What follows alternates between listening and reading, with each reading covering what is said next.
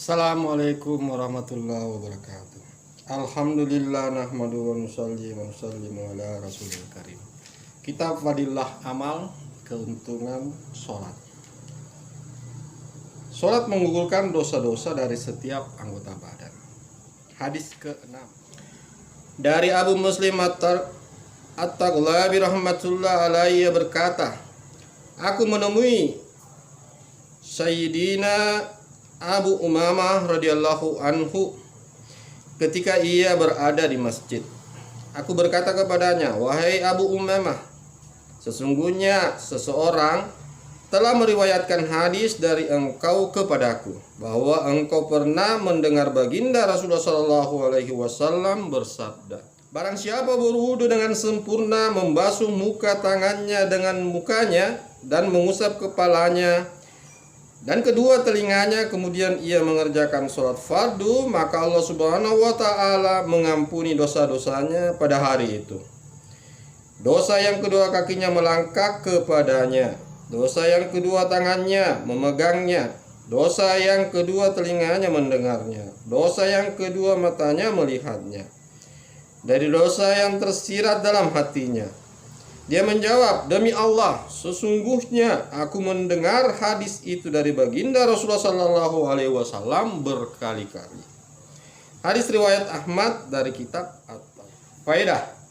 Sayyidina Utsman, Sayyidina Abu Hurairah, Sayyidina Anas, Sayyidina Abdullah As-Sunabi, Sayyidina Amr bin Abash radhiyallahu anhum, dan banyak lagi sahabat yang lain yang juga meriwayatkan hadis seperti di atas dengan lafaz yang berbeda-beda. Para ahlul kasyaf dapat merasakan dosa-dosa yang berguguran dari seseorang. Terdapat kisah terkenal mengenai Al-Imam Al-A'zam, Imam Abu Hanifah rahmatullah alaih, yang dapat mengetahui dosa apakah yang telah diampuni dari tetesan air wudu seseorang. Sayyidina Utsman radhiyallahu anhu meriwayatkan sabda baginda Rasulullah sallallahu alaihi wasallam, janganlah seseorang tertipu. Maksudnya adalah janganlah karena berharap semua dosanya akan diampuni melalui sholat lalu ia berani berbuat dosa. Sebab jika Allah Subhanahu wa ta'ala menerima sholat dan ibadah kita, itu semata-mata karena belas kasihnya.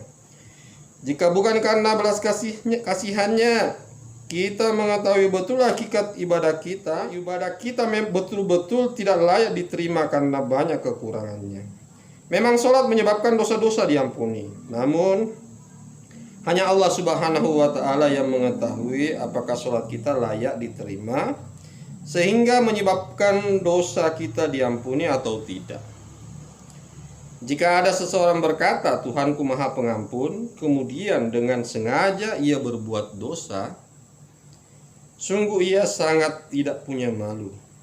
Hal itu diumpamakan seseorang ayah yang berkata, jika anakku berbuat kesalahan, maka akan ku maafkan. Lalu karena ucapan ayahnya itu, si anak pun berbuat durhaka dengan sengaja. Subhanakallahumma bihamdika asyhadu an la ilaha illa anta astaghfiruka wa atubu ilaik. Assalamualaikum warahmatullahi